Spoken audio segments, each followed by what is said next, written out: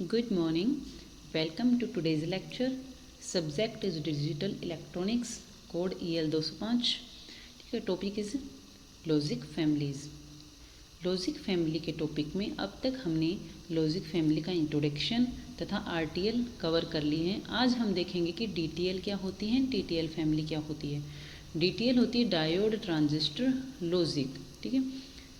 RTL family में जो भी हमारी कमियां थी उसको दूर करके डीटीएल फैमिली बनाई गई थी. अब देखिए डीटीएल नाम से पता चल रहा है या तो डायोड लगाते हैं और ट्रांजिस्टर्स लगाते हैं, यानी डायोड और ट्रांजिस्टर्स को मिलकर ये फैमिली बनाई गई है. इसके गेट्स बनाए गए हैं. अब डायोड्स डीटीएल में कौन सा बेसिक गेट होता है, कैसे वर्क करता है, ये हम देखेंगे. डीटीएल बनाई गई थी फेयरचाइल्ड एंड वेस्टिंगहाउस द्वारा. ठीक है. जो आरटीएल की कमियां थी ना, जैसे कि उसका फैन आउट कम था, उसमें नॉइस मार्जिन ज़्यादा था, उन सभी को घटा के हमने हटाकर एक डीटीएल फैमिली बनाई है. तो आइए देखते हैं डीटीएल फैमिली कैसे वर्क करती है. देखिए ये बेसिक गेट है डीटीएल फैमिली का, डायोड ट्रांजिस्टर लॉजिक. यानी हमने जो भी गेट बनाएंगे उसमें हमारे डायोड्स लगे हुए हैं और ट्रांजिस्टर लगे हुए हैं. तो आप डायग्राम में देखिए बेसिक गेट है नैंड गेट. अब देखिए नैंड गेट कैसे है, ये अभी हम लोग इसको पढ़ेंगे ना तो आप लोगों को समझ में आ जाएगा कि मैंने नैंड क्यों लिखा है. ये क्योंकि ये कंप्लीट जो सर्किट हमारा बनाया हुआ है डीटीएल का, ये नैंड गेट की तरह वर्क करेगा. नैंड गेट का मतलब क्या होता है, एंड को इन्वर्ट कर दो. यानी जब हम लो लॉजिक होते हैं, कोई भी एक अगर लॉजिक ज़ीरो है तो आउटपुट हमारा 1 आएगा. जब दोनों लॉजिक हाई होते हैं यानी 1 होते हैं, सारे लॉजिक्स हाई होते हैं, उसी केस में आउटपुट हमारा 0 आता है. अदरवाइज सभी केस में हमारा आउटपुट 1 आता है. ठीक है. आई होप आप लोगों को याद होंगे कि नैंड गेट और इसकी नोर गेट, नैंड गेट, जितने भी बेसिक गेट्स हैं इनकी ट्रुथ टेबल कैसे होती है. ठीक है. अब देखिए स्टार्ट करते हैं. सबसे पहले सर्किट डायग्राम को समझ लीजिए. ये वीसीसी है +5 volt supply voltage, resistance R, ये पॉइंट दिया गया है पी. इस पॉइंट पे दो डायोड्स कनेक्ट हैं डीए एंड डीबी. ए और बी हमारे इनपुट वोल्टेज हैं. ये diode D1 and D2 connect है ट्रांजिस्टर से पहले. ये ट्रांजिस्टर है N P N transistor, N ये पी ये एन, ये कलेक्टर जंक्शन, ये बेस जंक्शन, ये एमीटर जंक्शन. ये रेसिस्टेंस आर ई कनेक्ट है. Sorry I forgot to name it. ये आर ई रेसिस्टेंस है. ठीक है. एमीटर का रेसिस्टेंस है. आर बी भी लिखते हैं कई जगह, आर बी ही लिखते हैं.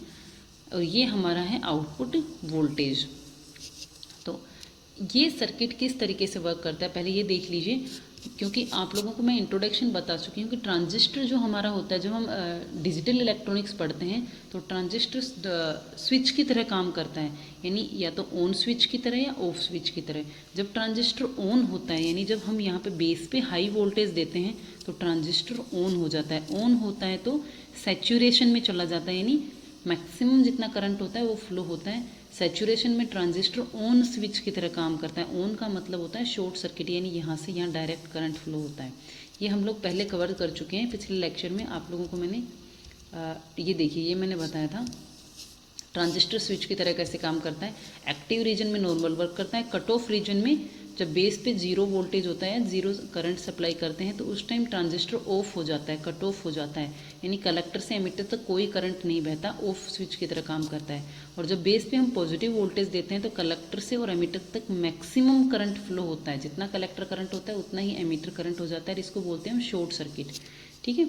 तो जब भी हम डिजिटल इलेक्ट्रॉनिक्स में ट्रांजिस्टर को यूज़ लेते हैं स्विच की तरह, तो स्विच की तरह ये दो पोजीशंस में वर्क करता है, कट ऑफ और सैचुरेशन.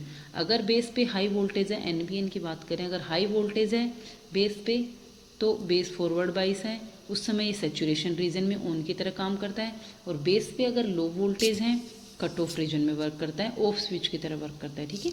तो इस तरीके के ये डायग्राम दोनों याद रखना. ये ऑफ की तरह कि यहाँ से यहाँ तक कोई लिंक नहीं है, और शॉर्ट का मतलब यहाँ से यहाँ शॉर्ट है, जुड़ा हुआ है, मैक्सिमम करंट फ्लो हो रहा है. ठीक है. तो आइए अब हम हमारे डीटीएल लॉजिक पर आ जाते हैं. अब हम बात करते हैं डायोड की. डायोड के दो रीजन होते हैं, एक होता है पॉजिटिव, एक होता है नेगेटिव टर्मिनल. ये पी पोर्शन है, ये एन पोर्शन. आप लोगों ने डायोड पढ़ी होगी. ये एन है, एन यानी कैथोड, पी यानी एनोड. ये एनोड है और ये कैथोड है. डायोड दो रीजन में वर्क करती है, फॉरवर्ड बाइस और यानी दो रीजन होते हैं डायोड के, forward and reverse bias. Forward बाइस का मतलब ये है पॉजिटिव टर्मिनल पे पॉजिटिव वोल्टेज देना और नेगेटिव पे नेगेटिव वोल्टेज देना. ठीक है. उस समय डायोड एक शॉर्ट सर्किट की तरह काम करती है. जितना भी इसका फॉरवर्ड बाइस का ड्रॉप होता है, जितना वोल्टेज ड्रॉप होता है वो ड्रॉप होता है। उसके अलावा ये फॉरवर्ड बाइस में फॉरवर्ड यानी कट ऑफ सॉरी सैचुरेशन की तरह वर्क करती है, शॉर्ट सर्किट की तरह वर्क करती है फॉरवर्ड बाइस में। ठीक है, जब डायोड के पॉजिटिव टर्मिनल पे हम नेगेटिव वोल्टेज दे देते हैं और नेगेटिव टर्मिनल पे पॉजिटिव वोल्टेज दे देते हैं, उस केस में डायोड कट ऑफ हो जाती है, रिवर्स बाइस्ड हो जाती है, कट ऑफ हो जाती है, ऑफ हो जाती है, यहाँ से यहाँ तक कोई भी कनेक्शन नहीं होता। तो डायोड भी हमारी ऑन या ऑफ दो तरीके से काम करती हैं। ठीक है, रिवर्स एंड फॉरवर्ड बाइस में अगर हमने नेगेटिव पे नेगेटिव वोल्टेज दिया तो रिवर्स बाइस, अगर नेगेटिव पे इस टर्मिनल ये नेगेटिव है, ठीक है, ये वाला साइन, और अगर इस पे हमने पॉजिटिव वोल्टेज दे दिया तो ये रिवर्स बाइस हो जाएगी। यानी अगर ए टर्मिनल पे हमने लो वोल्टेज दिया, लो वोल्टेज का मतलब 0 वोल्ट दिया, और यहाँ भी 0 वोल्ट दिया, तो 0 वोल्ट का मतलब लो है। एन रीजन पे अगर हम लो वोल्टेज देंगे तो फॉरवर्ड बाइस होगी। अगर हम यहाँ पे पॉजिटिव लगा देंगे तो ये रिवर्स बाइस्ड हो जाएगी। दोनों डायोड के केस में सेम केस होगा। ठीक है, अब हम हमारे सर्किट के एक्चुअल फंक्शनिंग पे आते हैं कि सर्किट किस तरीके से वर्क करेगा। इस कंप्लीट सर्किट को नैंड गेट की तरह देखिए कैसे वर्क करेगा। ये जो पोर्शन है ये वाला, ये हमारा एंड गेट, ठीक है, ए और बी। एंड का मतलब क्या होता है, ए डॉट बी है, तो ये हमारा ए डॉट बी की तरह काम कर रहा है यहाँ तक। ठीक है, अब ये एंड गेट से यहाँ एंड गेट का हमें आउटपुट मिल रहा है, और ये जो एरिया है, ये वाला जो सर्किट डायग्राम का पोर्शन, ये इन्वर्टर की तरह काम कर रहा है। यानी अगर यहाँ से पॉजिटिव वोल्टेज आएगा तो हमें आउटपुट पे नेगेटिव वोल्टेज मिलेगा, और अगर यहाँ से नेगेटिव आएगा तो ये पॉजिटिव वोल्टेज मिलेगा। ये कंप्लीट मिलके हमारा एक नैंड गेट बनता है। तो इसी की हम फंक्शनिंग देखेंगे कि एक्चुअल में नैंड गेट की तरह कैसे वर्क करता है। तो आइए स्टार्ट करते हैं। केस 1 आप लोगों को दो ही केस में बताऊंगी, case 1 and case 4। Case 1, 2, 3 same होंगे, केस 4 अलग होगा। अब देखिए, जब हम बात करते हैं लो वोल्टेज की, यानी हम पहले मान के चल रहे हैं इस सर्किट में, जो हमारा DTL का सर्किट है, इस सर्किट में हम जो हमारे इनपुट वोल्टेज है ना A और B, हम यहाँ पे इनपुट देंगे, हमें Y पे आउटपुट मिलेगा। तो जो भी इनपुट देंगे उसके अकॉर्डिंग हमें Y पे आउटपुट मिलेगा। बीच में जितने भी यहाँ पे डिवाइसेस कनेक्ट है, डायोड और ट्रांजिस्टर, इस इनपुट के बेसिस पे इनकी सिचुएशन होगी कि ऑन ही रहेंगे या ऑफ रहेंगे। ठीक है, तो केस 1 से स्टार्ट कीजिए कि दोनों ही इनपुट 0 वोल्ट हैं। अब देखिए DTL में जो हम लॉजिक्स लेते हैं वो 0 वोल्ट का मतलब है, 0 का मतलब जो डिजिटल में हम 0 और 1 लिखेंगे ना, हाई या लो, तो यहाँ लो का मतलब है 0.2 वोल्ट, जो कि VC सैचुरेशन वोल्टेज होता है यहाँ का, उसके लगभग होता है। और हाई वोल्टेज का मतलब होता है 4 to 5 वोल्ट, यानी 0 का मतलब है 0.2 वोल्ट हम यहाँ पे दे रहे हैं। तो अगर हम डायोड के इनपुट पे यहाँ पे 0 वोल्टेज दे रहे हैं, मान लीजिए 0.2 वोल्टेज दे रहे हैं, जो कि लो वोल्टेज है, तो यानी नेगेटिव से नेगेटिव यहाँ जो वोल्टेज आ रहा है इसका, ये +5 वोल्ट आ रहा है, तो ये पॉजिटिव वोल्टेज है। यहाँ पे हम 0 लो वोल्टेज दे रहे हैं, नेगेटिव। तो डायोड किस कंडीशन में हो गई, फॉरवर्ड बाइस में। सेम इस डायोड के साथ होगा कि यहाँ पे हम 0 वोल्ट दे रहे हैं, यहाँ पे कुछ पॉजिटिव की ड्रॉप आ रही है, 5 वोल्ट कनेक्ट है ना, ये कुछ 5 वोल्ट का कुछ पोर्शन यहाँ आ रहा है। ठीक है, तो अगर हम तो इस कंडीशन पे मत जाइए आप लोग, ये देखिए अगर A और B की वैल्यू लो है, लो का मतलब हमने डायोड के नेगेटिव रीजन पे लो वोल्टेज दिया है, इसका मतलब डायोड क्या हो जाएगी, फॉरवर्ड बाइस, और ये डायोड भी फॉरवर्ड बाइस हो जाएगी। तो फॉरवर्ड बाइस में डायोड कैसे वर्क करती है, क्लोज स्विच की तरह, क्लोज सर्किट की तरह वर्क करती है। ठीक है, तो ये डायोड भी फॉरवर्ड बाइस 0 वोल्ट अगर हम देते हैं, यानी 0.2 वोल्ट एक्चुअल में हम सप्लाई दे रहे हैं, और यहाँ पे भी, तो दोनों डायोड फॉरवर्ड बाइस हो गई। ये कॉन्सेप्ट आप लोगों को समझ में आया कि डायोड के नेगेटिव पे हमने 0 का मतलब लो वोल्टेज और 1 का मतलब हाई वोल्टेज। तो लो वोल्टेज यानी अगर हम एनालॉग में बात करें तो लो वोल्टेज यानी 0.2 वोल्ट, और हाई वोल्टेज यानी 4 या 5 वोल्ट के बीच का वैल्यू। ठीक है, तो हम लो वोल्टेज दे रहे हैं डायोड के नेगेटिव पे, तो नेगेटिव पे लो का मतलब डायोड को फॉरवर्ड बाइस कर रहे हैं, नेगेटिव पे नेगेटिव अप्लाई करो और पॉजिटिव पे पॉजिटिव अप्लाई करो, तो डायोड फॉरवर्ड बाइस हो गई। और यानी अगर हमने नेगेटिव हिस्से पे एन रीजन पे, कैथोड रीजन पे अगर हमने पॉजिटिव सप्लाई दे दी तो डायोड रिवर्स बाइस हो जाती है। ठीक है, तो यहाँ पे हमने एन वाले रीजन पे लो वोल्टेज दिया है दोनों केस में, तो ये भी फॉरवर्ड बाइस और ये भी फॉरवर्ड बाइस। अब देखिए दोनों डायोड फॉरवर्ड बाइस हैं, इसका मतलब यहाँ पे कितना वोल्टेज आएगा, जितना 0 वोल्ट है उतना ही वोल्टेज, एक शॉर्ट सर्किट की तरह काम करे तो उतना ही वोल्टेज हमें यहाँ मिल रहा है। तो ये 0 वोल्ट हमें यहाँ मिल रहा है, हम 0 ही कंसिडर करके चल रहे हैं ताकि आप लोग कन्फ्यूजन नहीं हो। एक्चुअल में 0.2 वोल्ट के लगभग का वोल्टेज होता है, जो कि VC सैचुरेशन के अप्रोक्स होता है, सैचुरेशन वोल्टेज होता है यहाँ से यहाँ का ट्रांजिस्टर का, उसके अप्रोक्स होता है। ठीक है, तो 0 वोल्ट पे डायोड, दोनों डायोड फॉरवर्ड बाइस हो गई। फर्स्ट कंडीशन है A की वैल्यू भी 0 और B की वैल्यू भी 0। तो ये भी फॉरवर्ड बाइस, ये भी फॉरवर्ड बाइस, यानी इस P पॉइंट जो हमने माना था यहाँ पे वोल्टेज आ गया हमारा 0 वोल्ट। जो VCC का आ रहा था उससे कोई मतलब नहीं है, क्योंकि ये डायरेक्ट ग्राउंड से या 0 वोल्ट से कनेक्ट होगी, तो इस पॉइंट पे हमारा 0 वोल्ट है। अब देखिए ये जो डायोड D1 थी इसका पॉजिटिव हिस्से पे 0 वोल्ट है, नेगेटिव का हमें नहीं पता, लेकिन यहाँ पे ही हमने 0 वोल्ट दे दिया तो डायोड रिवर्स बाइस हो जाएगी। अगर ये डायोड रिवर्स बाइस है तो ये डायोड भी D2 भी रिवर्स बाइस हो जाएगी। दोनों डायोड रिवर्स बाइस से एक तरीके से कट ऑफ हो जाएंगी यहाँ से, और यहाँ के बीच में कोई कनेक्शन नहीं रहेगा, ये सर्किट हट ही जाएगा। रिवर्स बाइस का मतलब होता है ना ओपन हो जाएगी, तो इस तरीके का सर्किट बन जाएगा। अब देखिए यहाँ पे 0 वोल्टेज आ रहा है, ये भी ऑन हट गई, ये भी हट गई, दोनों ओपन हो गई हैं। तो बेस पे हम कितना वोल्टेज, बेस कहीं से कनेक्ट ही नहीं है, यानी बेस पे 0 वोल्ट जा रहा है। तो इस ट्रांजिस्टर के बेस पे लो वोल्टेज जा रहा है, 0 वोल्टेज जा रहा है, तो क्या होता था, ट्रांजिस्टर ऑफ हो जाता था, कट ऑफ में चला जाता था। इसलिए ट्रांजिस्टर ऑफ, कट ऑफ में चला गया, कट ऑफ का मतलब ओपन सर्किट। तो ये हमारा इक्विवेलेंट डायग्राम बन जाएगा इस सर्किट का, ठीक है। ट्रांजिस्टर ऑफ में चला गया है, इस तरीके से हट जाएगा, क्योंकि ट्रांजिस्टर में कोई करंट ही नहीं फ्लो होती, ये हट जाएगा।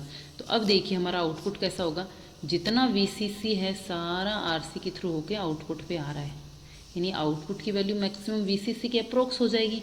इसलिए आउटपुट हमारा क्या हो गया, देखो वाई हम यहाँ ले रहे हैं, RC के बाद ले रहे हैं यहाँ पे, तो क्योंकि ट्रांजिस्टर से कनेक्शन ही नहीं है, ये कनेक्शन ही ओपन हो गया है, तो जितना VCC है सारा हमें यहाँ मिलेगा, क्योंकि कोई करंट नहीं फ्लो हो रहा है यहाँ से यहाँ तक।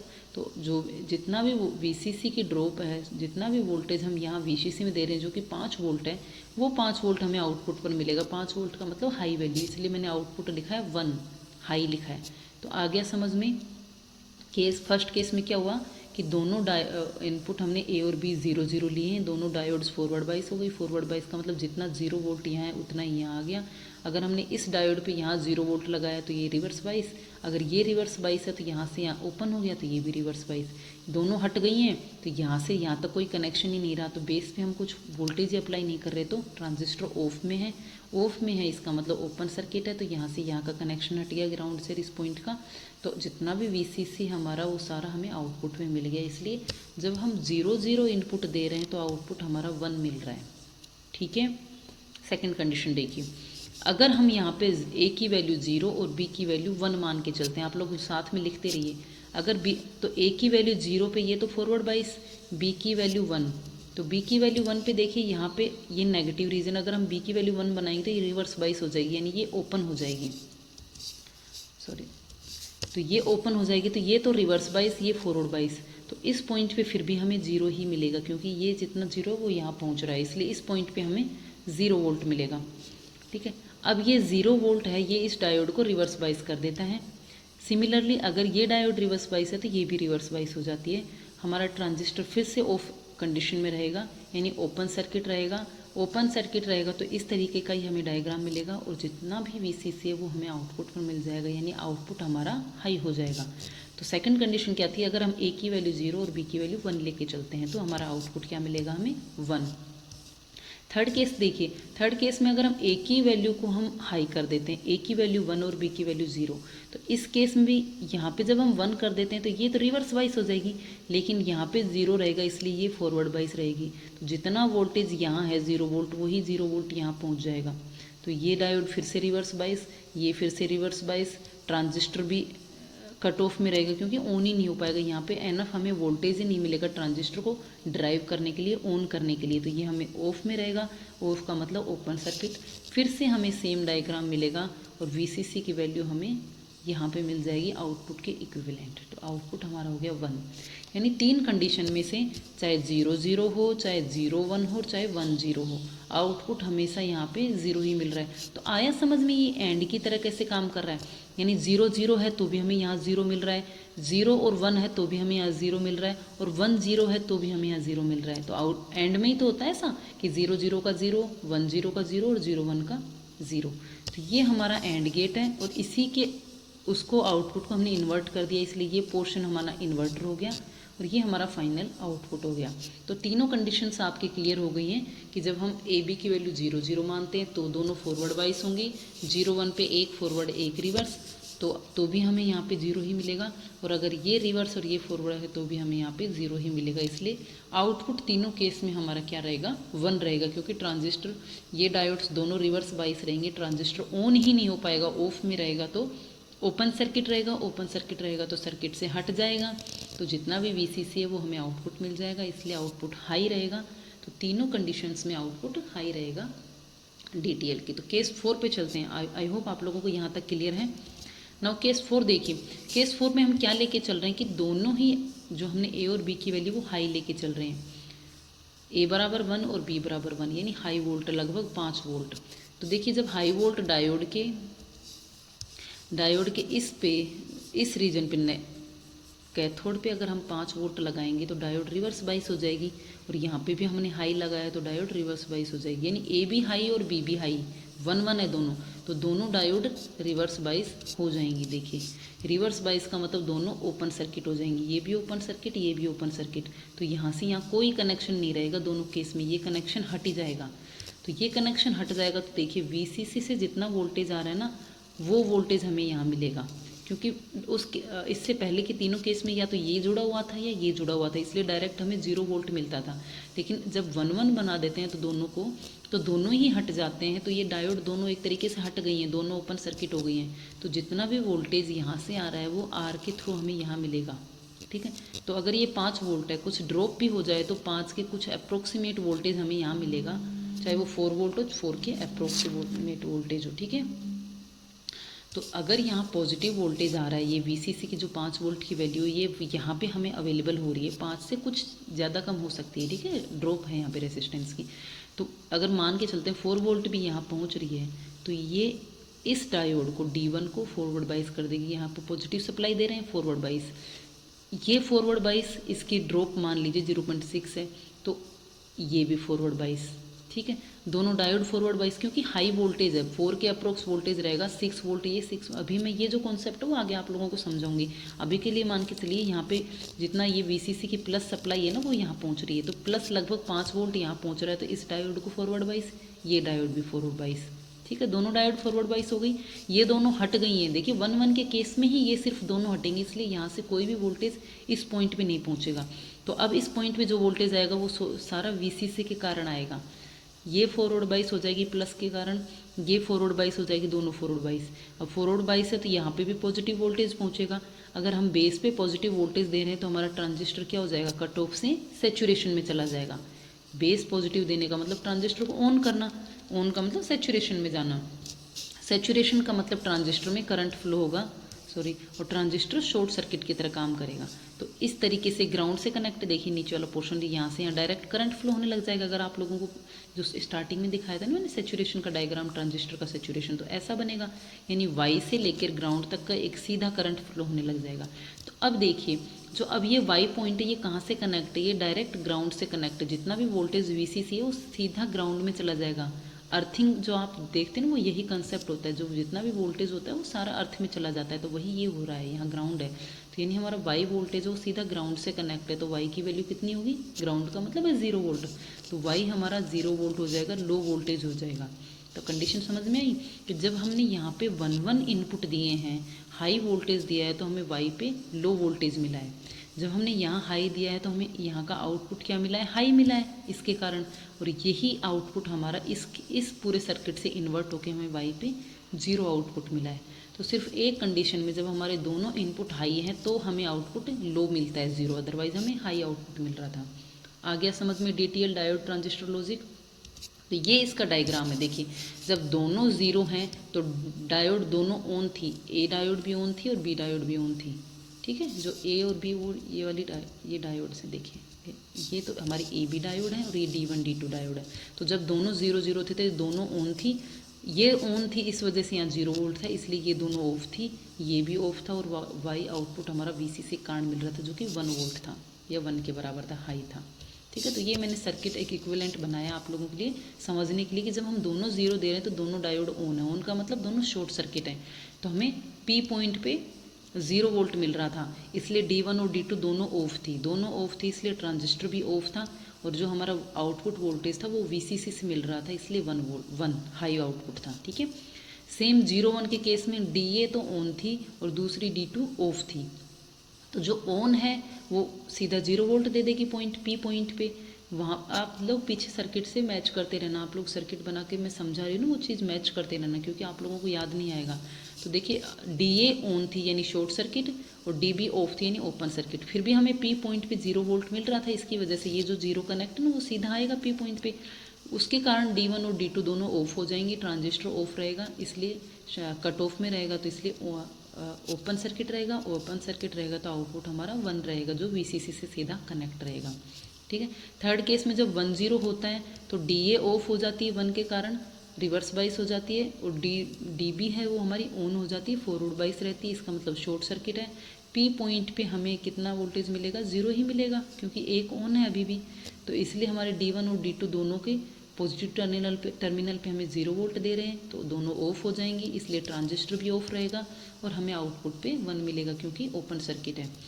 लास्ट केस था हमारा जो अलग है, वो था कि जब दोनों डायोड्स के हम A और B इनपुट को हम 1 1 दे दें, हाई इनपुट दें, तो हाई के केस में दोनों डायोड्स ऑफ हो जाएंगी। तो डायोड्स ऑफ हो गई, इसका मतलब रिवर्स बाइस में दोनों हट गई हैं।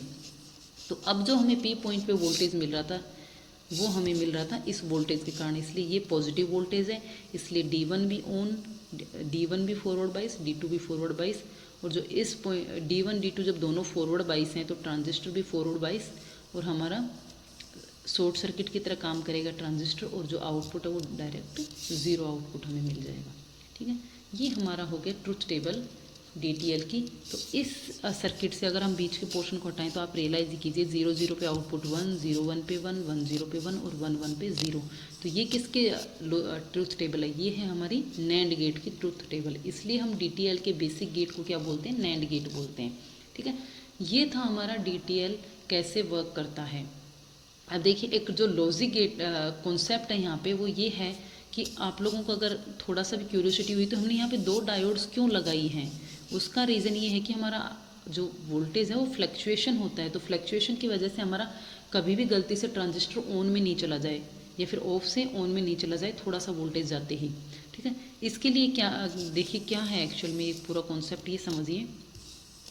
जब हम A पे और B पे लॉजिक 1 0 देते हैं, यानी दोनों में से किसी पे भी लॉजिक 0 या दोनों पे लॉजिक 0 मान के चलिए, जब हम लॉजिक 0 देते हैं, लॉजिक 0 का मतलब क्या आता है एक्चुअल में 0.2 वोल्ट, जो कि VC सैचुरेशन है, तो 0.2 वोल्ट तो ये। और जब भी डायोड कंडक्ट करती है फॉरवर्ड बाइस में होती है, तो फॉरवर्ड बाइस में उसके अक्रॉस वोल्टेज ड्रॉप होती है जो कि 0.7 वोल्ट के अप्रोक्स होती है सिलिकॉन डायोड के केस में। जर्मेनियम में होती है 0.3, तो हम सिलिकॉन का केस मान के चलते हैं, सिलिकॉन डायोड है 0.7 वोल्ट ये और 0.2 वोल्ट ये, टोटल हो गई 0.9 वोल्ट, यानी इस पॉइंट पे हमें 0.9 वोल्ट मिल रहा है। जो जे अभी मैंने जे लिख दिया, पहले इसको पी लिख रखा था, सॉरी कंफ्यूज मत होना। यानी इस पॉइंट पे जब भी कोई सी भी डायोड एक भी कंडक्ट करती है, यानी जब फर्स्ट शुरू के 3 केस हैं हमारे 0 0 0 1 और 1 0, उस केस में तीनों केस में हमें यहाँ पे 0.9 वोल्ट के अप्रोक्स वोल्टेज मिलता है, क्योंकि लॉजिक 0 का मतलब 0.2 वोल्ट, और कोई भी एक अगर डायोड कंडक्ट कर रही है फॉरवर्ड बाइस में है तो उसकी फॉरवर्ड ड्रॉप होती है वो 0.7 वोल्ट, टोटल हो गई 0.9 वोल्ट। ठीक है, तो इस पॉइंट में हमारा 0.9 वोल्ट वोल्टेज हमें मिल रहा है। अब देखिए अगर इस सर्किट की बात करें तो VB होता है, वो होता है 0.67 वोल्ट, हम मान के चलते हैं 0.6 वोल्ट। ये डायोड की ड्रॉप होती है 0.6 वोल्ट, 0.6 वोल्ट मिनिमम अगर हम ड्रॉप मान के चल रहे हैं तो 6 6 12 6 3 18 यानी 1.8 वोल्ट। यानी अगर इस पॉइंट पे 1.8 वोल्ट से ज़्यादा वोल्टेज है तभी ये सर्किट ऑन कंडीशन में आएंगी, सारी चीज़ें अदरवाइज नहीं आएंगी। तो लो और हाई लेवल को सेपरेट करने के लिए हमने एक डायोड एक्स्ट्रा लगाई है। अगर हम एक ही डायोड करते यूज़ में तो 0.6 एंड 0.6 1.2 वोल्ट, और 0.9 रिवर्स के केस में ऑलरेडी हमें मिल रहा है। तो जैसे ही 0.9 में थोड़ा सा भी फ्लक्चुएशन हुआ हमारा ट्रांजिस्टर ऑन हो जाता है और हमारा लॉजिक हमें गलत आउटपुट मिल जाता है। इसलिए 2 डायोड्स की है, क्योंकि 0.9 वोल्ट तो जब ये दोनों में से कोई भी कंडक्ट कर रही है रिवर्स बाइस में, जब ये पोर्शन हमारा ऑफ रहता है ट्रांजिस्टर, उस केस में हमें 0.9 मिल रहा है। तो उस 0.9 से और इसको ऑन करने में जो डिफरेंस है उसको बढ़ाने के लिए हमने एक और डायोड एक्स्ट्रा कनेक्ट कर दी ताकि हमें 1.8 मिले। यानी अगर हमें इसको ऑन करना है, इस सर्किट को, जो इन्वर्टर हमारा सर्किट है, अगर इसको ऑन करना है तो मिनिमम 1.8 वोल्ट हमें यहाँ पे चाहिए ही चाहिए, उसके ज़्यादा ही चाहिए, तभी ये दोनों डायोड्स और ट्रांजिस्टर ऑन पोजीशन में आएंगे। इसलिए लो लॉजिक और हाई लॉजिक में ज़्यादा अंतर है, इसके लिए एक्स्ट्रा डायोड प्रिकॉशन के तौर पे लगाइए, ठीक है। तो ये रीज़न है, एक्चुअल में इस तरीके से वर्क कर रहा है सर्किट। 0.9 तो ऑलरेडी यहाँ पे अवेलेबल है और यहाँ पे हमें इसको पूरे को ऑन करने के लिए 1.8 वोल्ट चाहिए। तो एक मार्जिन प्रॉपर बना रहे, ठीक है।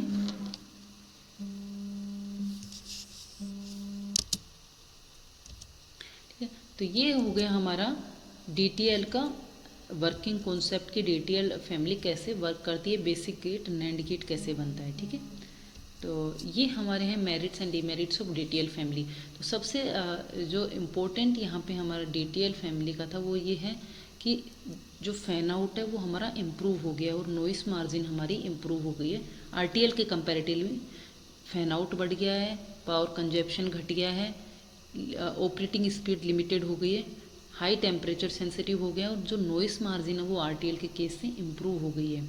जो डिसएडवांटेज वो ये है कि इसकी स्पीड बहुत स्लो होती है, प्रोपोगेशन जो डिले होता है वो DTL फैमिली का बहुत ज़्यादा होता है। तो DTL फैमिली में ही हमने इम्प्रूवमेंट करके एक DTL फैमिली को जो इम्प्रूवमेंट था वो है TTL फैमिली, जो कि है ट्रांजिस्टर लॉजिक।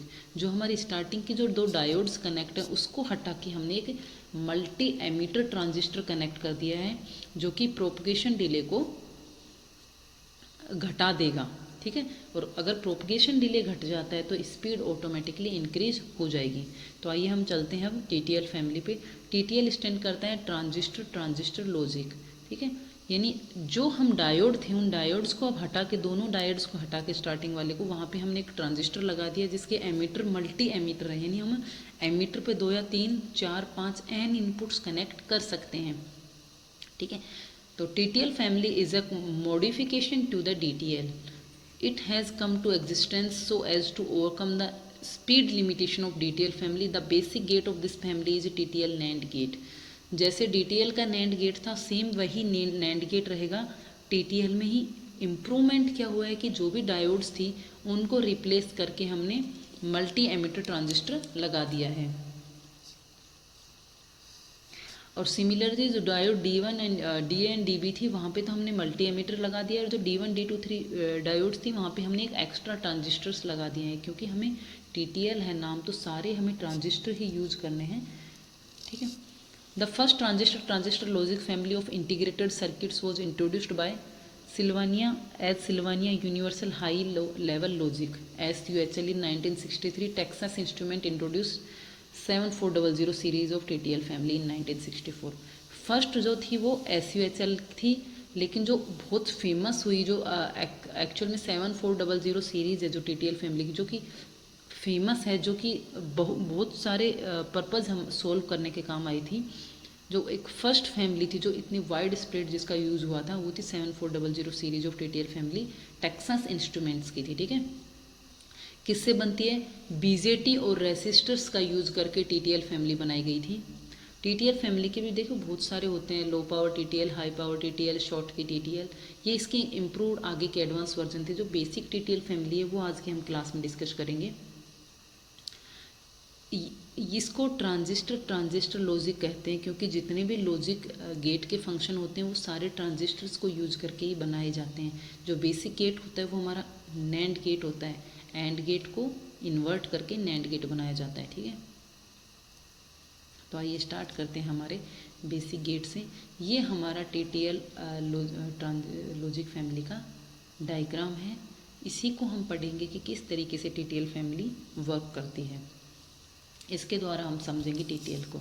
तो आइए देखिए, जो हमारे बीच की डायोड थी उसको हटा के हमने एक ट्रांजिस्टर यूज़ कर लिया। जो यहाँ पे हमारी डायोड लगी हुई थी ना DA DB, उनको देखो कितनी भी हो सकती हैं। जो हमने DTL पढ़ा है उसमें भी हम 3 इनपुट भी लिख सकते हैं, DA DB DC, 3 लिख के भी हम 3 के द्वारा नैंड गेट बना लेंगे। तो यहाँ समझाने के लिए कि आप लोग एक ही एक पर कंफ्यूज ना हो, मैंने 3 इनपुट लिए हैं A B C। जो भी डायोड्स थी, डायोड्स को हटा के हमने एक ट्रांजिस्टर यहाँ पे लगा लिया है। ट्रांजिस्टर है NPN ट्रांजिस्टर, ये भी डायोड की तरह काम करता है। देखो कोई भी ट्रांजिस्टर में दो रीजन होते हैं, एक तो एमिटर बेस रीजन होते हैं, एक बेस कलेक्टर रीजन होता है। तो एक्चुअली ट्रांजिस्टर का मतलब ही होता है कि दो diode back to back connect हैं, ठीक है। तो यहाँ पे जो हमारी डायोड्स लगी हुई थी ना इस तरीके से, ये NP रीजन ही बन रहा है। NPN ट्रांजिस्टर है मल्टी एमीटर ट्रांजिस्टर, यानी एमीटर एक डायोड की तरह वर्क कर रहा है, जो एमीटर बेस रीजन है वो डायोड की तरह वर्क कर रहा है। एक A इनपुट है, एक B इनपुट है, एक C इनपुट है, ठीक है।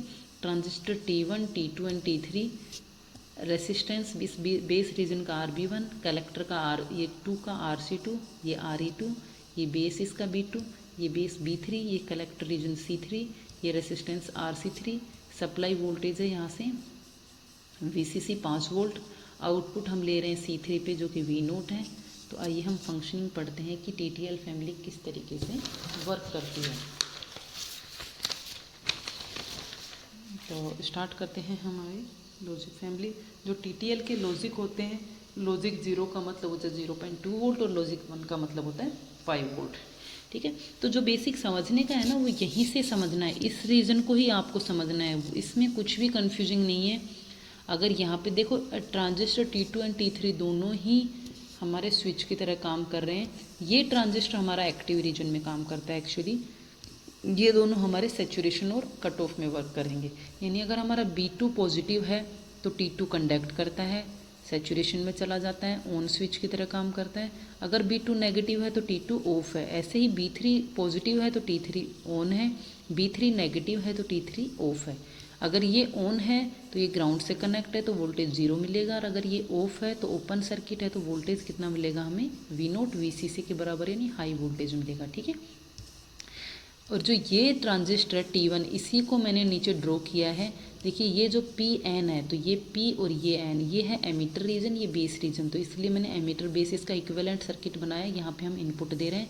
और ये PN रीजन है, इसका P और N, ये हमारा बेस और कलेक्टर रीजन है। ये हमारा B2 है, यहाँ पे हमारा जो RB1 कनेक्ट है, ये हमारा इस T1 ट्रांजिस्टर का इक्विवेलेंट डायग्राम है। यहाँ पे हम 3 इनपुट दे रहे हैं। तो इस केस में भी हम 2 ही कंडीशन पढ़ेंगे। एक कंडीशन तो हम पढ़ेंगे जब हम 0 0 0 दे रहे हैं, और एक हम पढ़ेंगे जब 1 1 1 दे रहे हैं। 0 0 0 और 0 0 1 1 0 तक की जितनी भी कंडीशन बनती हैं वो सारी सेम होंगी। जब तीनों आउटपुट इनपुट हाई होंगे उस कंडीशन में ही हमारा आउटपुट चेंज होगा। इनमें से सारे 0 हो, चाहे कोई भी एक 0 हो, चाहे कोई भी 2 0 हो, तो हमारा सेम कंडीशन फॉलो होगी DTL की तरह। जैसे DTL में था ना कि 0 0 पे, 0 1 पे और 1 0 पे सेम ही रहता है, लेकिन 1 1 पे ये दोनों क्या हो जाती हैं, रिवर्स बाइस हो जाती हैं डायोड। उस केस में हमारा आउटपुट चेंज हो जाता है। यानी जब तीनों डायोड रिवर्स बाइस होंगी तभी हमारा आउटपुट कुछ अलग होगा। अगर इनमें से कोई भी एक फॉरवर्ड बाइस रहेगी तो सेम ही आउटपुट मिलेगा, ठीक है। तो आइए स्टार्ट करते हैं केस 1 से। ये देखिए बहुत इजी है समझने के लिए, आप कंफ्यूज बिल्कुल मत होना। अगर आप लोगों को DTL समझ में आया है तो TTL बहुत इजीली समझ में आएगा, क्योंकि बस बनाने में डिफरेंस है, वर्किंग दोनों की ही सेम है। जो हमारा DTL के जो स्पीड का इशू था ना वो हमने बस रिजोल्व किया है, अदरवाइज वर्किंग हमारी सारी सेम है। तो आइए स्टार्ट करते हैं। ABC हमारे 3 इनपुट हैं। पहले हम मान के चलते हैं तीनों की वैल्यू 0 है। लो वोल्टेज है, लो का मतलब 0.2 वोल्ट है, तो मैं लॉजिक 0 लिख रही हूँ। लॉजिक 0 है, इसका मतलब जो यहाँ पे अगर हम ये डायोड है इसको देखिए, यहाँ से भूल के इस पे देखिए आप लोग, क्योंकि ये एक डायोड है, ये पॉजिटिव रीजन है डायोड का, ये नेगेटिव रीजन है। इस तरीके की डायोड है ये तो बेस रीजन, ये एमिटर रीजन, ठीक है।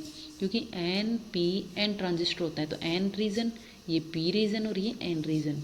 तो ये तो NP डायोड हो गई, ये PN डायोड हो गई, ठीक है। PN डायोड एक्चुअली कुछ नहीं होती, मैं बोल रही हूँ सिर्फ। ये तो NP हो गया और ये PN हो गया। ये एमिटर रीजन, ये बेस रीजन। तो ये जो डायोड है, तो जब अगर हम इस पर 0 देंगे तो ये क्या होगी, फॉरवर्ड बाइस होगी, और अगर हम इस पर 1 देंगे तो ये रिवर्स बाइस हो जाएगी। तो तीनों के केस में देखे चलिए, A भी है, B भी डायोड है, C भी सेम ही डायोड है। तो अगर हम यहाँ पे 0 वोल्ट दे रहे हैं तीनों के केस में, तो तीनों ही फॉरवर्ड बाइस हो जाएंगी, ठीक है। तो हम किसी भी एक का केस मान के चलो, तीनों में से अगर एक भी फॉरवर्ड बाइस होती है हमारी, तो हमारा ट्रांजिस्टर एक्टिव रीजन में चला जाता है, ठीक है। और तीनों फॉरवर्ड बाइस हैं तो भी एक्टिव रीजन में जाएगा। इसलिए कंफ्यूज मत होना, सेम DTL की तरह कि चाहे तीनों ज़ीरो हो चाहे कोई भी एक ज़ीरो, हमारा डायोड्स यहाँ की फॉरवर्ड बाइस रहेंगी तो हमारा ट्रांजिस्टर ऑन रहेगा। ठीक है, तो 0.2 हमारा इनपुट वोल्ट, 0.7 वोल्ट हमारा यहाँ का वोल्ट डायोड फॉरवर्ड बाइस में है। तो जब ये जो डायोड है, अगर हम यहाँ पे 0 वोल्ट दे रहे हैं तो ये जो डायोड है एमिटर बेस रीजन की, ये क्या हो जाएगी, फॉरवर्ड बाइस हो जाएगी। 0 वोल्ट का मतलब नेगेटिव पे 0, ये फॉरवर्ड बाइस। अगर ये फॉरवर्ड बाइस है तो जितना भी यहाँ पे बेस करंट आ रहा है वो इस रीजन में फ्लो होने लग जाएगा। और ये हमारा, क्योंकि यहाँ पे करंट आ रहा है, यहाँ पे हमारा कोई सप्लाई वोल्टेज नहीं है, इसलिए ये जो रीजन है ये हमारा रिवर्स बाइस हो जाएगा। यानी एमिटर बेस रीजन फॉरवर्ड बाइस, बेस कलेक्टर की जो डायोड है वो रिवर्स बाइस। तो इस केस में ट्रांजिस्टर किस तरीके से वर्क करता है, एक्टिव रीजन में काम करेगा। जितना भी करंट है, जो बेस करंट है, क्योंकि ये फॉरवर्ड बाइस हो गई है तो सारा बेस करंट यहाँ फ्लो होने लग जाएगा, इस रीजन में कोई भी करंट नहीं जाएगा। इसलिए ये जो रीजन है, ये जो डायोड है, ये फॉरवर्ड बाइस नहीं हो पाएगी, ये ऑफ कंडीशन में रहेगी। ठीक है, तो ये रीजन ऑन है, ये ऑफ है, तो इस केस में ट्रांजिस्टर वर्क करता है एक्टिव रीजन में। ठीक है, सारा बेस करंट इस तरफ फ्लो हो जाएगा, IB इस तरफ फ्लो होने लग जाएगा। ठीक है, यहाँ पे हमारा 0.2 वोल्ट ये और 0.7 ये वोल्ट ये, B1 पे हमें टोटल 0.9 वोल्टेज अवेलेबल है। ठीक है, अब देखिए, क्योंकि B1 जितना भी बेस करंट है वो सारा इस तरफ जा रहा है, इसलिए यहाँ पे एनफ वोल्टेज नहीं हमें मिल रहा है। इसलिए B2 हमारा ये जो पोर्शन है, ये जो डायोड है, ये रिवर्स बाइस है, PN डायोड बेस कलेक्टर की, ये रिवर्स बाइस है, तो हमारा यहाँ पे हमें 0 वोल्ट मिल रहा है। यानी एक तरीके से हमें कोई भी इनपुट नहीं मिल रहा है T2 को ऑन करने के लिए। इसलिए T2 किस में रहेगा, ट्रांजिस्टर ऑफ कंडीशन में रहेगा। अगर ये ऑफ है तो यहाँ पे हमें एनफ वोल्टेज नहीं मिलेगा जो कि T3 को डिराइव कर सके, क्योंकि IE2 की वैल्यू 0 रहेगी, ट्रांजिस्टर ऑफ रहेगा। ऑफ का मतलब ओपन स्विच है, ओपन सर्किट है, ओपन सर्किट है, यहाँ पे 0 वोल्ट है एक तरीके से, और ये 0 वोल्ट इसको ऑन नहीं कर पाएगा, इसलिए T3 हमारा क्या रहेगा, ऑफ रहेगा। ऑफ का मतलब ओपन सर्किट, ओपन सर्किट है तो जितना भी VCC है वो हमारा आउटपुट पे हमें मिलेगा, इसलिए आउटपुट क्या हो जाएगा, हाई हो जाएगा। आ गया समझ में।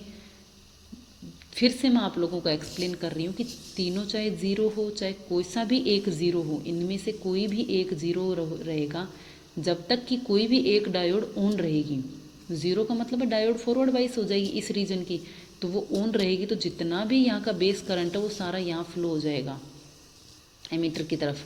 ठीक है, तो ये रीजन तो हमारा फॉरवर्ड बाइस हो जाएगा, बेस एमिटर रीजन, और जो बेस कलेक्टर रीजन है वो रिवर्स बाइस हो जाएगा, क्योंकि यहाँ से हमें कोई वोल्टेज नहीं मिल रहा कलेक्टर पे, और एनफ करंट नहीं जा पाएगा इस रीजन में। बेस कलेक्टर रीजन में ऑलरेडी हाईली डिप्लेटेड यहाँ चार्ज होता है, तो इसलिए बेस कलेक्टर रीजन हमारा रिवर्स बाइस हो जाएगा। इसलिए T2 ऑफ देन T3 भी ऑफ। अगर ये ऑफ है तो ये ओपन सर्किट है, ओपन सर्किट है मतलब यहाँ से यहाँ तक कोई कनेक्शन ही नहीं है, तो जितना भी VCC है वो सारा हमें आउटपुट पे मिल रहा है, इसलिए आउटपुट क्या हो जाएगा, हाई हो जाएगा। तो आया समझ में कि ABC की वैल्यू चाहे 0 0 हो, चाहे 0 0 1 1 1 0 1 0 1, कोई भी जब तक एक 0 रहेगा तब तक ये कंडीशन केस 1 की सेम रहेगी। ठीक है, नेक्स्ट केस 2 पे चलते हैं कि अगर तीनों ही इनपुट हाई हों, अगर तीनों ही इनपुट हाई दे रहे हैं हम यहाँ पे ABC तीनों की वैल्यू हाई है, तो तीनों के केस में ये डायोड भी रिवर्स बाइस, ये डायोड भी रिवर्स बाइस और ये डायोड भी रिवर्स बाइस, क्योंकि अगर यहाँ पे इनपुट हाई दे रहे हैं तो एमिटर बेस की जो डायोड है वो रिवर्स बाइस हो जाएगी। अगर ये डायोड रिवर्स बाइस है तो जितना भी करंट है वो इस तरफ फ्लो होने लग जाएगा, VCC से जितना वोल्टेज आ रहा है जिसके करंट फ्लो हो रहा है तो वो करंट इस तरफ फ्लो होगा, क्योंकि ये रिवर्स बाइस है तो ये रीजन हमारा, ये ट्रांजिस्टर वो ऑफ हो जाएगा। अगर एमिटर रीजन रिवर्स बाइस है, ये डायोड रिवर्स बाइस है, तो ट्रांजिस्टर ऑफ हो जाएगा। अगर ट्रांजिस्टर ऑफ है तो जितना वोल्टेज है वो इस तरफ अवेलेबल होगा, तो ये जो ट्रांजिस्टर है ये ऑन कंडीशन में चला जाएगा, क्योंकि B2 पे हमें सफिशिएंट वोल्टेज हो जाएगा जो कि T2 को ऑन कर देगा। अगर T2 ट्रांजिस्टर हमारा ऑन हो जाएगा तो यहाँ पे हमें सफिशिएंट वोल्टेज मिल जाएगा जो T3 को ऑन कर देगा, क्योंकि जो T2 का एमिटर करंट है वो एमिटर करंट T3 को ड्राइव करेगा, ऑन करेगा। T3 ऑन होते ही किस में चला जाएगा, सैचुरेशन में।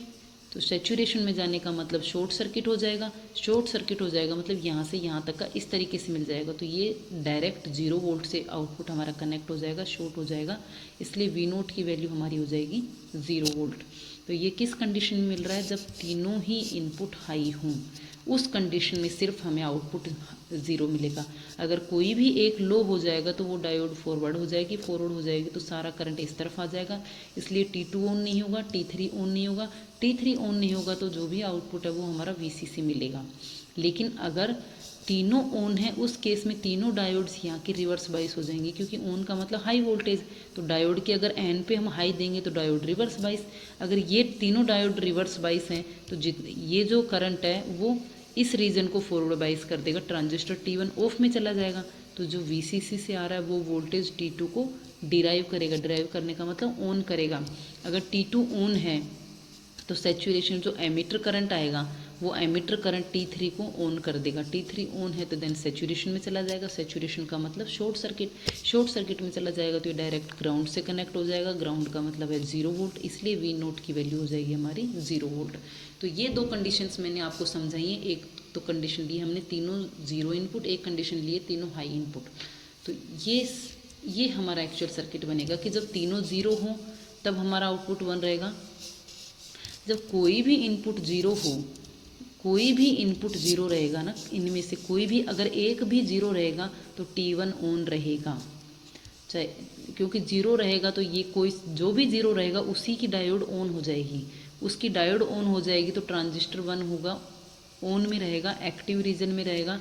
इसका मतलब सारा करंट उसके थ्रू ग्राउंड में चला जाएगा, इसमें चला जाएगा। एमीटर से लेकर बेस तक करंट फ्लो होता रहेगा। ये रीजन ऑफ रहेगा, ये डायोड ऑफ रहेगी, BC वाली बेस कलेक्टर की डायोड। और अगर ये डायोड ऑफ रहेगी तो T2 हमेशा ऑफ रहेगा, इसलिए T3 ऑफ रहेगा। तो इनमें से कोई भी, जब तक कोई भी एक 0 रहेगा या सारे 0 रहेंगे, ये T1 ऑन रहेगा, T2 ऑफ रहेगा, T3 ऑफ रहेगा। T3 ऑफ है तो VCC हमारा हाई रहेगा। ठीक है, तो यही चीज़ लिखिए कि ये when any input is 0 transistor T1 will be in active region. ठीक है, T1 एक्टिव रीजन में रहेगा, सो T2 and T3 will be of, दोनों ऑफ रहेंगे, इसलिए आउटपुट हाई रहेगा। और जब तीनों ही हाई हो जाएंगे तो उस केस में ट्रांजिस्टर T1 है वो ऑफ हो जाएगा, क्योंकि तीनों हाई रहेंगे तो तीनों डायोड हैं जो इसके इनपुट की तीनों डायोड है एमीटर रीजन वाली, तीनों रिवर्स बाइस में हो जाएंगी, इसलिए ट्रांजिस्टर ऑफ रहेगा। अगर T1 ऑफ है तो T2 ऑन हो जाएगा, T2 ऑन है तो T3 को ऑन करेगा। और अगर T3 ऑन है तो इसका मतलब सैचुरेशन में है, सैचुरेशन में है इसका मतलब शॉर्ट सर्किट है, तो आउटपुट हमारा क्या हो जाएगा, 0 वोल्ट हो जाएगा। ये हमारा बेसिक, उसी तरीके से उनके बेसिस में मैंने ट्रूथ टेबल बनाई है। तो अब देखने से पता चल रहा है कि जब तीनों हाई होंगे उसी केस में हमारा आउटपुट लो रहेगा, अदरवाइज कोई भी एक अगर लो है तो आउटपुट हाई रहेगा। तो ये हो गया हमारा नैंड गेट की टेबल। ठीक है, 3 इनपुट नैंड गेट, अगर हम तो 2 इनपुट लेके चलते तो 2 की यहाँ तक की बन जाती 1 1 तक की, तो उस केस में आउटपुट हमारा चेंज हो जाता। ठीक है, तो ये हो गई हमारे TTL लॉजिक फैमिली जो कि नैंड गेट की तरफ वर्क करती है। नेक्स्ट देखिए, अब देखिए TTL अब तक जो हमने पढ़ा है, जो एक बेसिक जो एडवांटेज है TTL की, वो हमने TTL को ड्राइव बनाने की क्या ज़रूरत थी, क्योंकि जो RTL था, RTL का प्रोपोगेशन डिले बहुत ज़्यादा था, इसलिए उसकी स्पीड स्लो थी। TTL का प्रोपोगेशन डिले होता है वो RTL से 1/10 होता है, यानी TTL की स्पीड TTL की स्पीड है जो DTL से 10 गुना ज़्यादा होती है। अब रीज़न क्या होता है ज़्यादा होने का, वो ये होता है कि when input suddenly goes low from the high, then transistor T2 takes some time to come into cut off from saturation region. देखिए,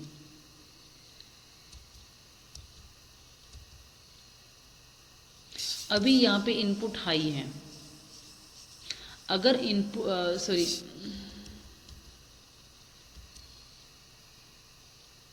अभी यहाँ पे इनपुट हमने हाई दे रखा है। ठीक है, तीनों के केस में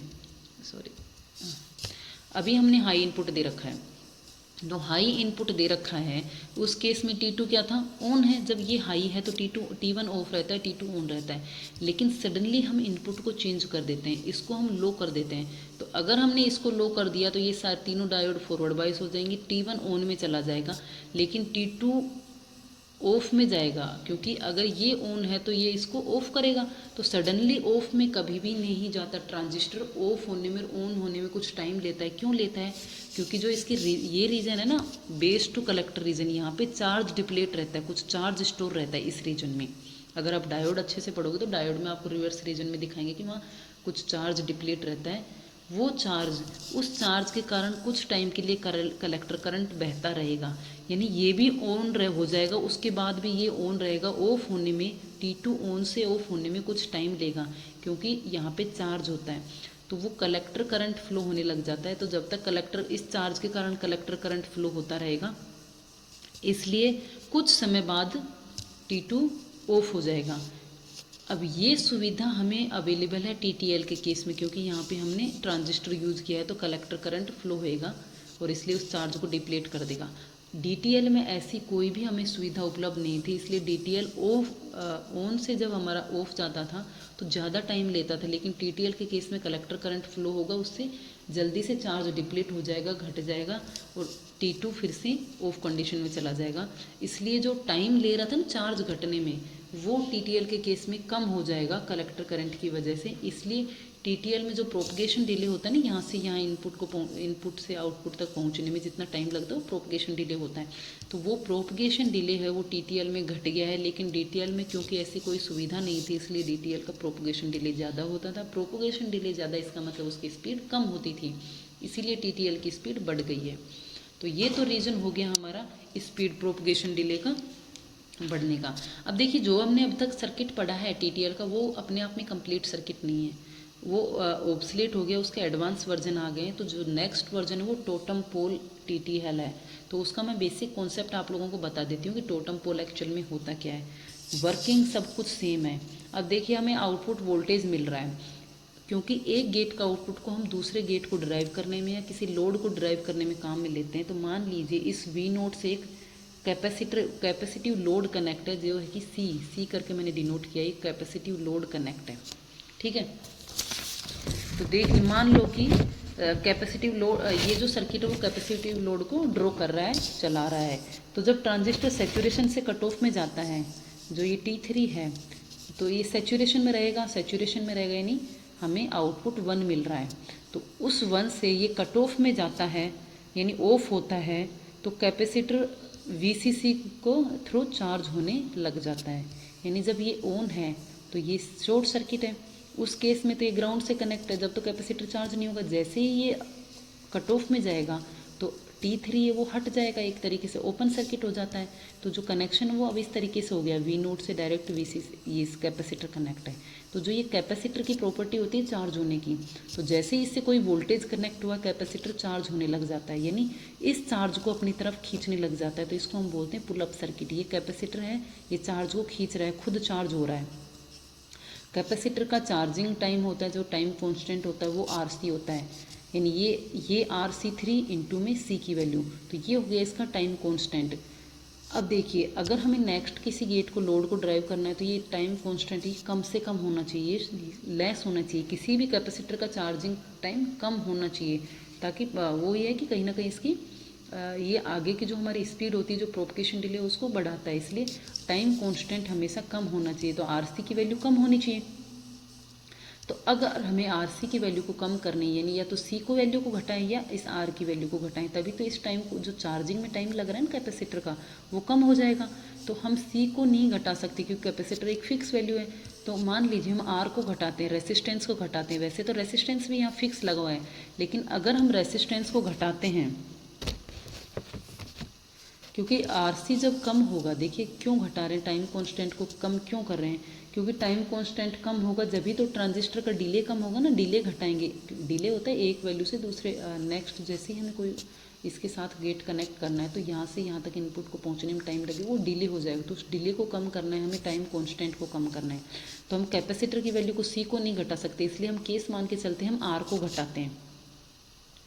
अगर हम रेसिस्टेंस को घटाएंगे, अगर हम R की वैल्यू को घटाएंगे तो R की वैल्यू घटेगी, तो इस रीजन का जो कलेक्टर करंट है वो बढ़ेगा।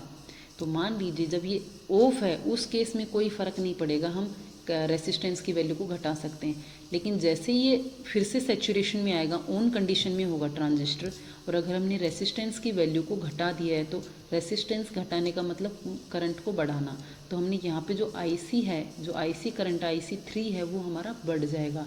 अगर हमारा करंट बढ़ेगा तो जब सैचुरेशन में आएगा उस समय का करंट भी बढ़ेगा, यानी हमारा IC3 भी बढ़ेगा, सैचुरेशन करंट बढ़ेगा। अगर हमारा सेचुरेशन करंट यहाँ का बढ़ेगा तो इसका मतलब ये है ट्रांजिस्टर T3 को हमें सेचुरेशन में लाने के लिए जितना बेस करंट चाहिए था ना, वो बेस करंट भी हमें बढ़ाना पड़ेगा। अगर हम इस तरीके से बेस करंट बढ़ाएंगे और तो हमारा पावर डिसिपेशन है जो वो बढ़ जाएगा, यानी हमें इनिशियली यहाँ से ही हमें पावर ज़्यादा देनी पड़ेगी ताकि हमारा बेस करंट ज़्यादा पहुँचे, जो कि ज़्यादा सेचुरेशन करंट दे सके। क्योंकि यहाँ अगर हमने रेसिस्टेंस को घटाया तो करंट बढ़ा, यानी हमारा सेचुरेशन करंट बढ़ा। इसका कलेक्टर करंट ही होता है ना, कलेक्टर सेचुरेशन करंट बढ़ा, तो इसका मतलब है यहाँ पे जो बेस पे सेचुरेशन के लिए करंट आएगा, इस ट्रांजिस्टर को सेचुरेशन में पहुँचाने के लिए जो बेस पे करंट देना पड़ेगा वो करंट भी बढ़ाना पड़ेगा। तो अगर हमने ये करंट बढ़ाया तो हमारा टोटल सर्किट की जो पावर डिसिपेशन, पावर ख़त्म करने की क्षमता है वो हमारी बढ़ जाएगी, वो कि डिज़ायरेबल नहीं होती है। तो हमारे पास दो कॉन्फ्लिक्ट हो गए कि हमें अगर रेसिस्टेंस को बढ़ाना है तो हमारा कलेक्टर करंट बढ़ता है। सेचुरेशन के केस में जब ट्रांजिस्टर सेचुरेशन में होता है तो उस समय कलेक्टर करंट बढ़ जाता है, और अगर हम इस रेसिस्टेंस को कम रखते हैं तो हमारा टाइम कांस्टेंट सही रहता है। लेकिन अगर हम रेसिस्टेंस को बढ़ा देते हैं तो हमारे यहाँ टाइम कांस्टेंट बढ़ जाएगा, तो हमारा चार्जिंग में ज़्यादा टाइम लगेगा। ठीक है, तो क्या होता है, तो क्या केस, दो केस निकल के आते हैं कि जब ट्रांजिस्टर सेचुरेशन में है तो उस समय तो हमारा ये वैल्यू ज़्यादा होनी चाहिए रेसिस्टेंस की, ताकि हमारा सेचुरेशन करंट कम रहे, और जब ट्रांजिस्टर ऑफ कंडीशन में है उस समय हमारे रेसिस्टेंस की वैल्यू ज़्यादा होनी चाहिए ताकि हमारा चार्जिंग जो टाइम कांस्टेंट है वो हमारा टाइम कांस्टेंट हमारा घट जाए। तो जब भी दो कंडीशन देखिए क्या निकल के आई हैं, हमें एक दूसरे की कॉन्फ्लिक्टिंग सिचुएशन बन गई है कि अगर हमें यहाँ से हमारे टाइम कांस्टेंट को घटाना है तो हमें रेसिस्टेंस को घटाना पड़ेगा, लेकिन अगर हम रेसिस्टेंस को घटाते हैं तो हमारा कलेक्टर करंट बढ़ता है, सेचुरेशन करंट बढ़ता है, तो हमारा पावर डिसिपेशन बढ़ जाती है। तो हमें दोनों को मैनेज करना पड़ेगा, यानी हमें टाइम कांस्टेंट भी कम चाहिए, और टाइम कांस्टेंट हम कैलकुलेट करते हैं जब ये ऑफ होता है उस कंडीशन में। जब ये ऑफ होता है उस समय में, क्योंकि जब ऑफ होता है तभी तो ये वाला चार्ज होता है कैपेसिटर, तो जब ये ऑफ होता है उस समय में टाइम कांस्टेंट चाहिए होता है, और जब ये ऑन होता है उस समय हमारे सेचुरेशन करंट की ज़रूरत पड़ती है। तो जब ट्रांजिस्टर T3 ऑन होता है तो जो कैपेसिटर है वो सारा डिस्चार्ज, क्योंकि ऑन होने का मतलब यहाँ से यहाँ शॉर्ट सर्किट, तो कैपेसिटर की प्रॉपर्टी क्या होती है, चार्ज होना, डिस्चार्ज होना। तो जैसे ही ये ऑन होता है, ये ग्राउंड से कनेक्ट हो जाता है, तो उस समय ये क्या होता है, जितना भी चार्ज होता है वो इसके थ्रू ट्रांजिस्टर के थ्रू डिस्चार्ज हो जाता है। तो इस सर्किट को बोलते हैं पुल डाउन सर्किट, ये इसको पुल कर रहा है, डाउन पुल कर रहा है। ठीक है, तो जब ट्रांजिस्टर ऑन होता है तो ये डिस्चार्ज होता है, और जब ट्रांजिस्टर ऑफ होता है तो ये चार्ज होता है। इसको बोलते हैं पुल अप करना और इसको बोलते हैं पुल डाउन करना। तो जो ये पैसिव पुल अप सर्किट है, क्योंकि रेसिस्टेंस वो हमारा रेसिस्टेंस की वजह से हो रहा है, और ये रेसिस्टेंस खुद एक पैसिव डिवाइस है, पैसिव एलिमेंट है, इसलिए जो अभी हमारे पास ये सर्किट है ये पैसिव पुल अप सर्किट है, ये पैसिव पुल अप सर्किट है। तो इस प्रॉब्लम को ओवरकम करने के लिए कि हमारा पावर डिसिपेशन भी ज़्यादा ना हो और हमारा ट्रांजिस्टर का टाइम कांस्टेंट भी, इसका चार्जिंग कांस्टेंट है जो कैपेसिटर का टाइम कांस्टेंट है चार्जिंग का, वो भी हमारा कम रहे, इस कंडीशन के लिए हम क्या करते हैं, यहाँ पे एक ट्रांजिस्टर सर्किट रिप्लेस करते हैं आरसी की तरह। जो पुलअप होता है, पुलअप में एक्टिव पुलअप सर्किट यूज़ करेंगे, जो कि एक ट्रांजिस्टर होगा जिसको हम बोलते हैं टोटम पोल कॉन्फ़िगरेशन। ठीक है, तो ये अगर आप कभी कहीं पढ़ें आगे और आपको ऐसा लगेगा ना क्या चीज़ होती है टोटम पोल, इसी का ही एडवांस वर्जन होता है टोटम पोल। क्योंकि हमारे पास ऐसी सिचुएशन आ जाती है कि हमें RC3 को घटाना भी पड़ता है एक बार और एक बार बढ़ाना भी पड़ता है। अगर हमें चार्ज कॉन्स्टेंट को घटाना है तो RC3 को घटाओ, लेकिन अगर हमें सेचुरेशन करंट को कम रखना है तो हमें RC3 को बढ़ाना पड़ेगा। यानी दोनों एक दूसरे के ऑपोजिट सिचुएशंस हमारे पास आ जाती हैं, इसलिए हम यहाँ पे एक एक्टिव पुलअप सर्किट यूज़ करते हैं जो कि एक ट्रांजिस्टर होता है।